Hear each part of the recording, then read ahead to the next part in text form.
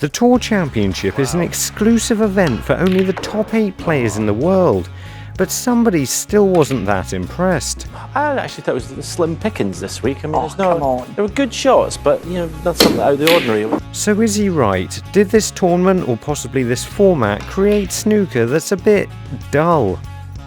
You might think that that's going to be impossible to work out, but I do have a well-tested idea. So to find out, I'm going to be attempting to recreate the best shots from this tournament as accurately as possible, and then try to play those shots in the fewest possible attempts. And that all starts with this shot from Ronnie O'Sullivan.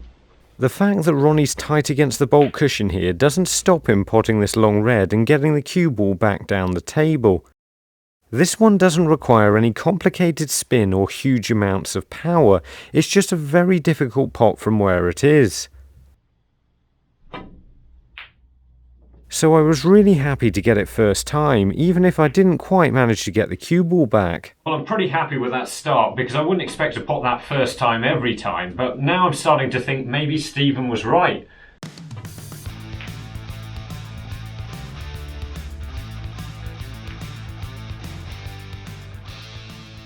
So let's try this shot from Mark Selby next, because this was actually Stephen's favourite shot from the event, and you need to screw the cue ball all the way back into baulk, not just pot the red. This one definitely wasn't so easy, although I still managed to get the pot after just 3 attempts, although I didn't quite come back far enough. I'd like to have struck that just a little bit better and got the cue ball back behind the baulk line, but I have to say I'm pretty happy with that after just 3 attempts.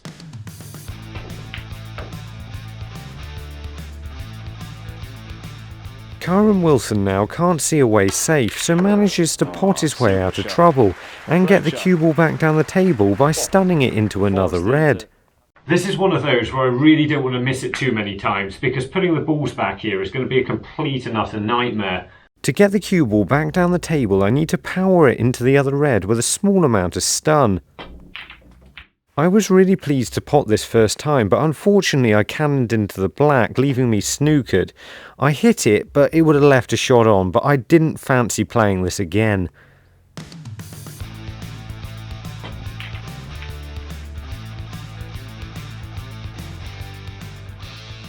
Neil Robertson realises here if he gets anywhere near the corner pocket with a red, it's going to be helped in off the blue, but as it turns out in the end, he doesn't even need it.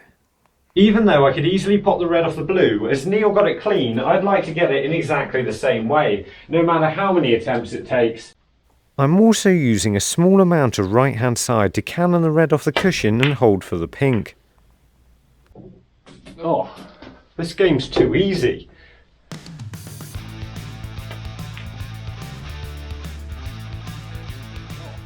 So I'm starting to think that Stephen Hendy might have been right about this, but before I can be confident of that, I've got to have a go at this pressure pot that Barry Hawkins got against Judd Trump. Barry just played this as a controlled stun shot to hold for the pink. He would have been under pressure here because he'd had a lead against Judd Trump in a few tournaments before recently, and he'd let them all slip. And I managed to get this after just 2 attempts, but unfortunately the cue ball slipped past the reds and I needed to have another go. This was definitely an impressive shot, especially under this much pressure, and I was pleased to get it after just 4 attempts.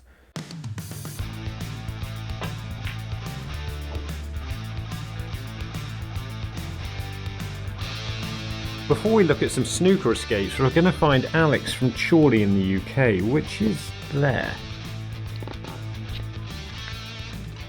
The next 2 shots are snooker escapes, and on the face of it, they both look equally difficult. Both of these shots are from the final. Here Neil Robertson manages to spin the cue ball round the table before landing on the red on the top cushion.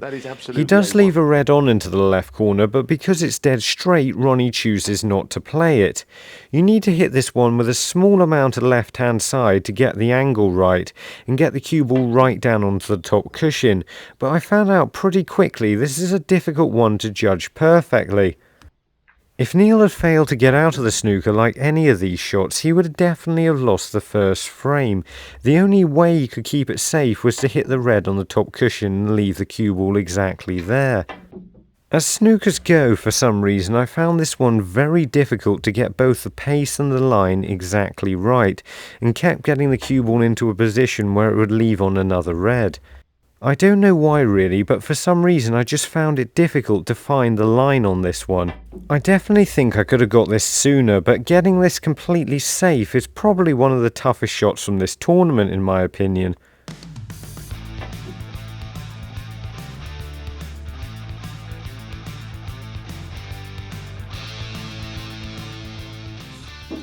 Also in the final, this shot from Ronnie O'Sullivan. This one looks harder because he has to bridge over the brown, and he manages to land perfectly on the red, again keeping it completely safe. This time I'm using a small amount of right hand side, but I also felt a lot more confident on this shot for some reason. I managed to get the cue ball very close straight away, but had I actually hit it?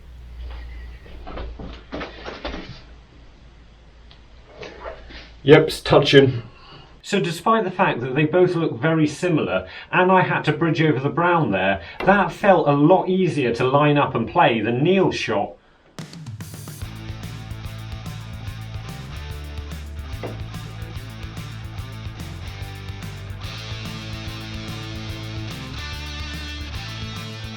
Before the next shot from Mark Selby, we're going to find Justin, who's from Toowoomba in Australia, which is there. We've seen players escaping from snooker's well, but Mark Selby here manages to leave Neil Robertson in a lot of trouble. So much so that when he tries to escape from this snooker off 2 cushions, he doesn't actually manage to hit it. And he would have wanted to, because it meant that Mark had got one of the snookers he needed back. This shot requires a lot of backspin and right hand side, played at a slow pace.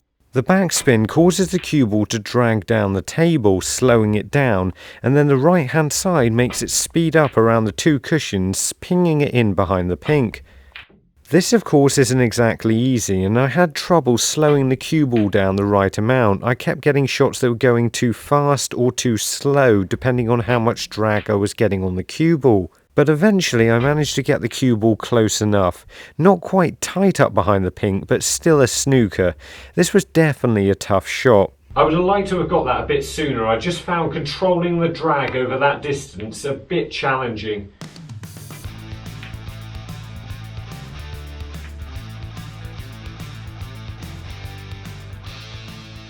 Neil Robertson's back again, and he's playing to snooker his opponent as well.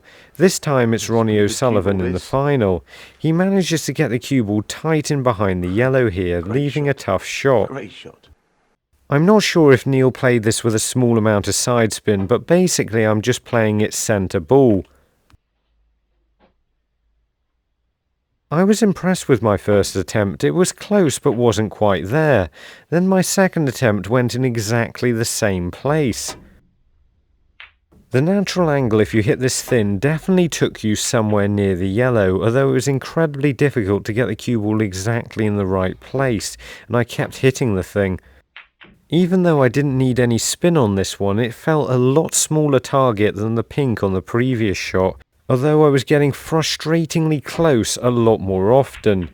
It didn't take me long before I managed to get the snooker, however, and I was fairly happy to get it this quickly, although only just. Yeah, that one definitely wasn't easy, although Stephen would probably argue it was just a safety shot.